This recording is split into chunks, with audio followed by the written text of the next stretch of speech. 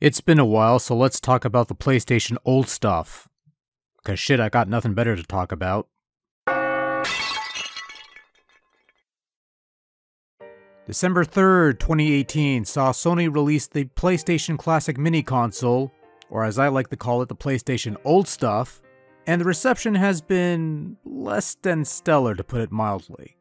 A little mini PlayStation unit with two recreations of the original PlayStation controllers before DualShocks were a thing, including 20 titles from the vast library of the PlayStation 1, and not being necessarily the best representation of the system, the lack of a power adapter. Nowadays they seem to be like batteries, they're not included, and apparently some of the games are based on the European releases, resulting in some questionable emulation quality.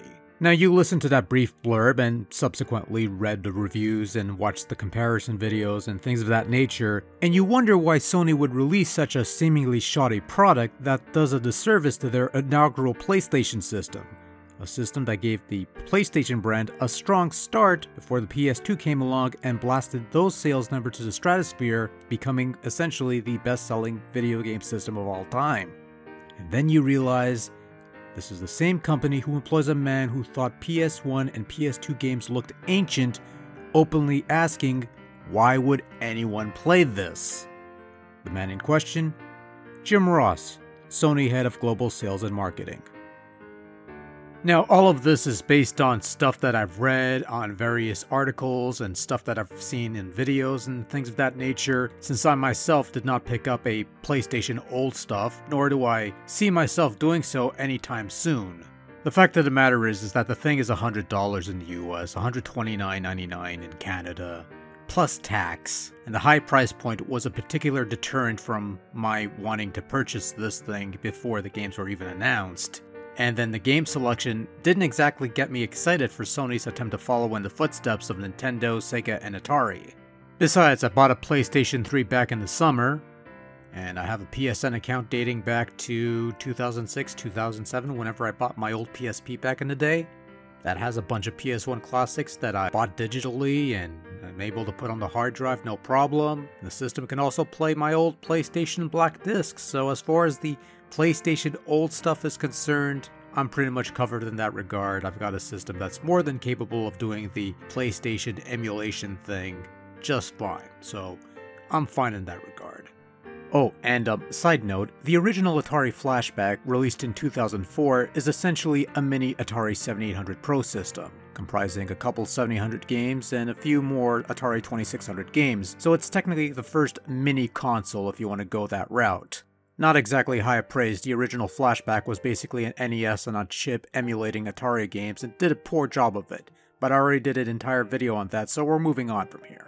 So after about 4 weeks of not selling throughout the holiday season, which should have been the most profitable season for this sort of thing, but I guess not, the console got a bit of a discount, so now you could get it for about $60 US, $80 Canadian, and it's, I think about that and it's quite funny. I frequent Walmart every once in a while, and I'll go to the electronics section, and every once in a while, I'll see boxes of the at-games produced Sega Genesis Flashback consoles sell for about $100, and you got boxes of these things collecting dust. They haven't been touched in like months. Those things have been around for about, I guess, a year now, and not once have they ever been discounted to try and move product. Not once.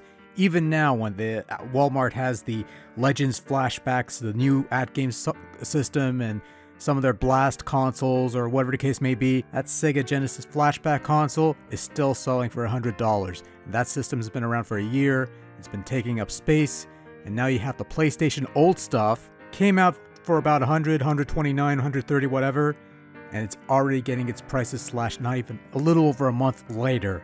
How badly does your console have to suck when an at-games product holds its value after a year on the market and yours has to get a discount after a month? And even at the current price range of about $80 Canadian, I still had no interest in buying a PlayStation old stuff. And look, I'm not going to dwell on the technical aspects, the whole PAL versus NTSC region thing, or whatever the case may be, the lack of emulation options, the fact that they're using the original PlayStation controllers rather than the DualShock controllers, which would have benefited a couple games included on the system. I'm not really going to touch on that because, again, I haven't played the system, I haven't touched the system. But when I look at these mini consoles, I'm not looking at these as emulation boxes that I'm gonna hack, because I'm not. I don't see the point.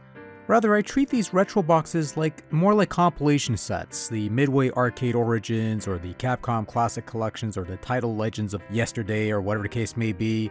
First thing that comes to mind are, what are the games included?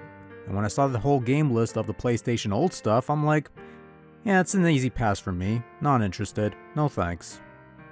And I could go into a long-winded ramble about, my mindset, but the simple reason is that I'm just not at all interested in what this thing has to offer, whether it was the lack of games that piqued my interest, the omissions of genuine PlayStation classics that showed off what the PlayStation was all about over some of the more questionable choices that did make the cut, the lack of nostalgia due to the fact that I was still doing the 16-bit rounds before migrating over to PC gaming during PlayStation's rising years, and only got on board around 2000-ish because my cousin had SmackDown and we would play it over at his house and it was a fun game, so I figured, yeah, I gotta get me some of that action. Or because, well, I got a PS1, the redesigned version, the much smaller version, and it came with a DualShock controller. And I've never played PlayStation without DualShock, so this feels incomplete to me even if it was what it was originally like early on. If the PlayStation old stuff had been a bit cheaper, had a better selection of games that best represented what the PlayStation had to offer, and maybe let you use other controllers besides the stock controllers without hacking the system, mind you. Like the Nintendo mini consoles would let you use the Wii Classic controllers if you had those lying around, then maybe I would have forked the money down. I don't think performance with the various, the PAL and the NTSC stuff would have bothered me too much because I've dealt with substandard clones before, and also, that 486 was a thing of beauty, but sometimes some games didn't run full speed, so I always used that sort of thing. But as it is now, it doesn't offer anything appealing to me.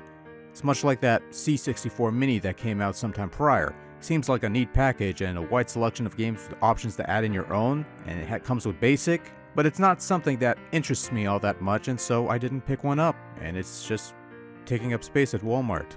Now, that having been said, if they were to come out with a full-sized Commodore 64 remake, or hell, I'll settle for a VIC-20, which was what I had back in the day, with a fully functional keyboard and the exact same keyboard layout as what you had on those original computers, then I'd be all over that, because for me, the main draw of those Commodore computers was basic. Being able to write your own little programs and your own little text adventures sort of things was my whole experience with the VIC-20, and being able to revisit that on a remade system the way it was meant to be, not fumbling with on-screen prompts or USB hubs or keyboards with mismatching key layouts. That would have been a key selling point for me, was that functioning keyboard, but I digress. That's a topic for another time. Now, with all that having been said, the whole point of this spiel, this long, overly drawn-out spiel, is not to dissuade anyone who might be interested in this product, or convince anyone that this thing is pure evil, because that's not what this video is about.